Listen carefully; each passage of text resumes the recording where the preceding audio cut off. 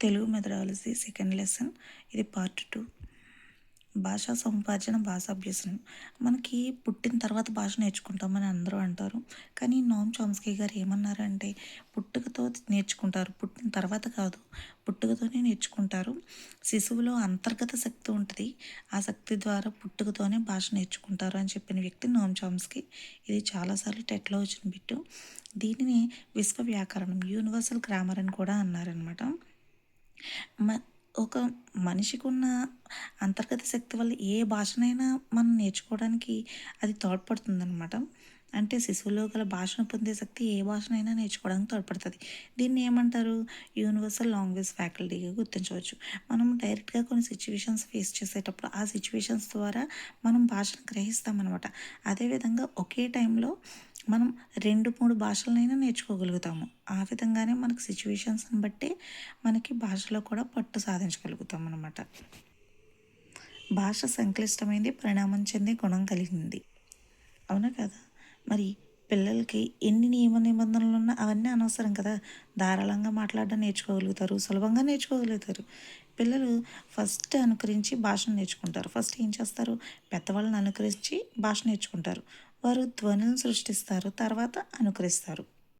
అంతే కదా. ఫస్ట్ ప, బ, మా అనే ధ్వనులు నేర్చుకుంటారు పిల్లలు ఎప్పుడు కూడా. ఇలా భాషను వాళ్ళకు తెలుసు. వాళ్ళ భాషలకి వాళ్ళు చేసే ధ్వనులకి అర్థం ఏంటో వాళ్ళకి తెలుసు పిల్లలకి.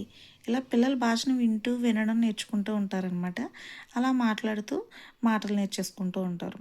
తమ అవసరాలకు తగినట్లుగా శబ్దాలను సమన్వయం చేసేసుకుంటారు. అదేవిధంగా అభ్యసించే క్రమంలో తప్పులు చేస్తూ భాషను సవరించుకుంటారు కూడా.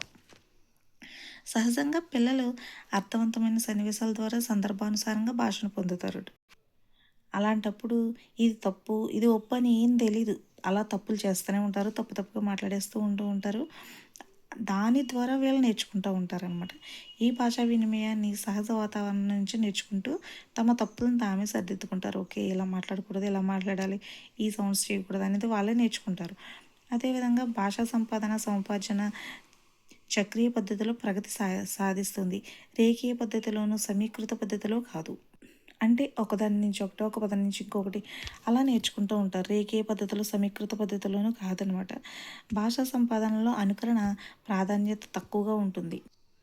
అనుకరణకు ప్రాధాన్యత తక్కువగా ఉంటుంది. మనం అనుకరణగా భావించే అంశాలు శిశువుకు జన్మతః అలవడిన జ్ఞానం మాత్రమే. కేవలం పరస్పర సంబంధం లేని ఒంటరి పదాలు, వాక్య నిర్మాణాల ద్వారా భాష అలవడదు. పలు సందర్భాల్లో జరిగే వ్యక్తీకరణల వల్ల భాష వస్తుంది. భాష కేవలం LSRW అనే 4 నైపుణ్యాల వల్ల సమాహారం మాత్రమే కాదు. ఈ నైపుణ్యాలను ప్రదర్శించడానికి, అంటే ఈ స్కిల్స్ని మనం ప్రదర్శించడానికి అవసరమైన అంతర్గత శక్తులు మొత్తం మాత్రమే భాష. భాష పొందడం అనేది మొత్తం 4 భాగాల వైపు పయనిస్తుంది, కానీ భాగాల నుండి మొత్తం వైపుకు కాదు. భాష పొందడం అనేది మొత్తం నుండి భాగాల వైపు పయనిస్తుంది, కానీ భాగాల నుండి మొత్తం వైపుకి కాదు. హోలిస్టిక్ అప్రోచ్ అనమాట. పిల్లలకు భాషా వినియోగం సందర్భాలను పరిచయం చేసి ఆయా సందర్భాల్లో పిల్లల వ్యక్తీకరణకు అవకాశం కల్పిస్తే ఫలితంగా పిల్లలు భాషా సామర్థ్యాన్ని పొందగలుగుతారు. పరస్పర సహకారం ఉన్న సందర్భాల్లోనే భాషా సంపాదన జరుగుతుంది అని చెప్పింది ఎవరు? వైగోత్స్కీ అండ్ బ్రౌనర్. పరస్పర సహకారం ఉన్న సందర్భాల్లోనే భాషా సంపాదన జరుగుతుంది అని చెప్పింది ఎవరు? వైగోత్స్కీ అండ్ బ్రౌనర్ అనమాట. ఈ సన్నివేశాల్లోనే పిల్లలు పరస్పర వ్యక్తిగత అభివ్యక్తిలో పాల్పంచుకుంటారని కూడా చెప్పారు. పిల్లలు భాషను నేర్చుకునే క్రమం ఎలా ఉంది చూడండి. ఇక్కడ ప్రతి శిశువు సుమారు 3 సంవత్సరాలు వచ్చేటప్పటికి భాష నేర్చుకుంటాడు. ఎన్ని సంవత్సరాలు వచ్చేసరికి?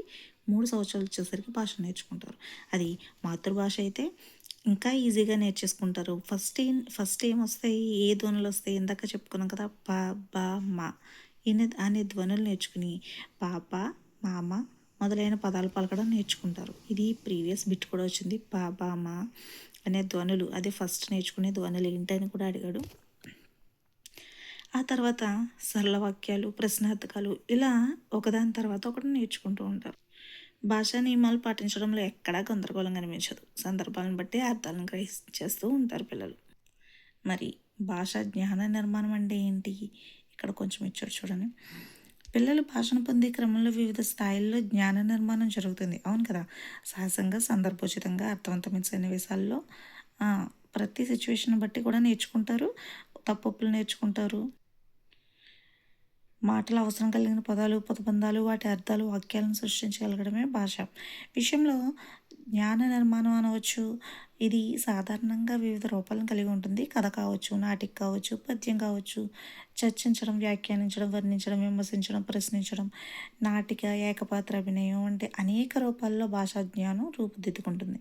అంటే భాషలో సృష్టించబడ్డ జ్ఞానం పై రూపాల్లో ఉంటుందని మనం చెప్పుకోవచ్చు. సాధారణంగా ఒక పదం ఇచ్చి పిల్లలను సొంత వాక్యం చెప్పమన్నాం అనుకోండి, తన గతంలో ఏదో విన్నదో, చూసిందో, చదివిందో చెప్పేస్తారు. ఇది పునరుక్తి మాత్రమే. వాస్తవంగా ఒక నూతన వాక్యాన్ని తమ అనుభవాల ఆధారంగా ఆలోచనల్లోంచి ఉద్భవించేది అని చెప్పినప్పుడు భాషలో జ్ఞాన నిర్మాణం జరిగిందని చెప్పవచ్చు. ఎగ్జాంపుల్ ఆకాశం, కుర్చీ, పాము పై 3 పదాలను ఉపయోగించి పిల్లలను ఒక్కో వాక్యం చెప్పమనండి. అప్పుడు వాళ్ళు ఏం చెప్తారు? ఒకరు చెప్పిన వాక్యం మరొకరు చెప్పకూడదని సూచించినప్పుడు పిల్లల పూర్వజ్ఞానం ఆధారంగా వాక్య నిర్మాణం జరుగుతుంది కదా. వివిధ దశల్లో భాషాభివృద్ధి ఎలా జరుగుతుందో చూద్దాము. పూర్వ పాఠశాల దశ, ప్రారంభ పాఠశాల దశల్లో కూడా అంటే తొలి బాల్య దశ, ప్రారంభ పాఠశాల బాల్య దశల్లో అంటే pre school and early school years ఉంటాయి కదా. అప్పుడు బాలల అనుభవాలను బట్టి భాషను పొందుతారు, నేర్చుకుంటారని అర్థం. భాష నేర్చుకోవడం మొదలుపెట్టిన స్థితి ప్రారంభ స్థితి అని మనం అనుకున్నాం అనుకోండి. అనుభవం భాషా స్థితిని క్రోడీకరిస్తుంది, మార్పులు చేస్తుంది. అభ్యాసకులు భాషను అర్థం చేసుకునే స్థితి చివరి స్థితి అనమాట. పై విషయాన్ని మనం సమీకరణం ద్వారా ఈ విధంగా చూపించవచ్చు అనమాట. ఇక్కడ ఈ సమీకరణం చూడండి మీరు.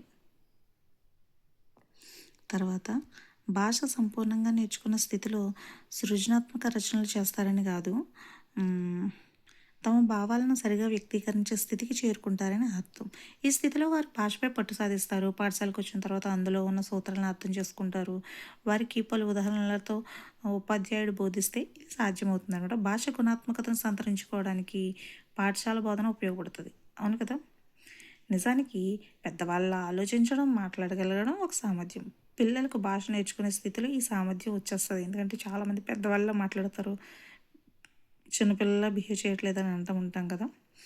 తర్వాత పిల్లలు ఏర్పరచుకున్న వ్యాకరణం సార్వజనీన వ్యాకరణం ప్రభావమేనని, అది పెద్దల నుంచే సంక్రమించింది అని భాషా శాస్త్రవేత్తల అభిప్రాయం అనమాట. అంటే పెద్దలు మాట్లాడే భాషను పిల్లలు కొనసాగిస్తారని అర్థం. ఈ విధంగా పిల్లల భాషాభివృద్ధిపై వారి శారీరక యోగ్యత, పరిసరాలు, పాఠశాల, వారి వ్యక్తిగత అనుభవాలు ప్రభావం చూపుతాయి.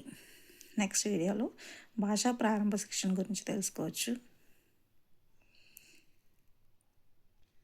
ఫస్ట్ పార్ట్లో ఒక నిర్వచనం తెలుసుకుందాము, ఇంట్రడక్షన్ తెలుసుకున్నాము, జంతువులు, మానవుల భాషలు, పూర్వభాష సామర్థ్యాలు తెలుసుకున్నాం. సెకండ్ పార్ట్లో భాషా సముపార్జన, భాషాభ్యాసం నేర్చుకున్నాం. పిల్లలు భాషను నేర్చుకునే క్రమం నేర్చుకున్నాం. భాషా జ్ఞాన నిర్మాణం అంటే ఏంటో నేర్చుకున్నాం. వివిధ దశలో భాషాభివృద్ధి నేర్చుకున్నాము. నెక్స్ట్ వీడియోలో భాషాభ్యాసం ప్రారంభ శిక్షణ నుంచి స్టార్ట్ చేద్దామండి.